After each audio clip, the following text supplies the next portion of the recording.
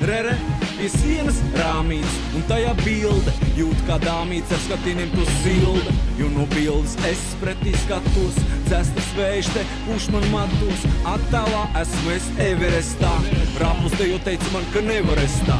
Laikam par spīti vai lai kaut ko pierādītu, bet ja tā padomā, kam tad es te līdu? Te bija pabijuši daudzi mani elki, jūtu kā arī mani šajā kalnā velk. Viņu prieks ar maniem mērķiem likās saskan, kas zin, varbūt tās bija tikai masas. Man bija cits sapnis, to nācās pamest, es pieņēmu par savu šoju un noticēju tam es. Sajūtu, ka tajā galā piepildījums mājo, tik spilgta bija, ka apžilps es stājos.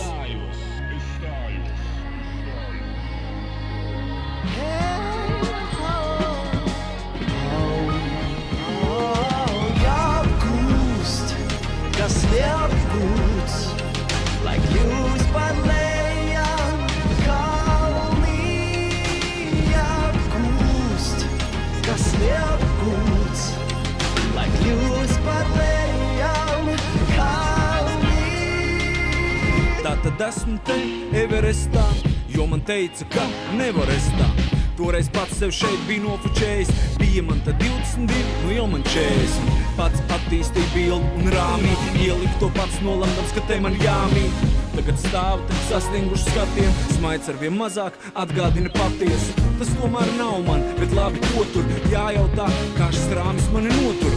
Un ja nu pieņem, ka tā ir durvju aila ar slieksni, kas jau sen uz mani gaida, kad es kāpšu, tam pārkāpšu. Es spēru pirmo soli un zinu, jā, šis sapnis bija vienreizējs, bet laiks to pamest, laiks jaunai pieredzei un tic tam es.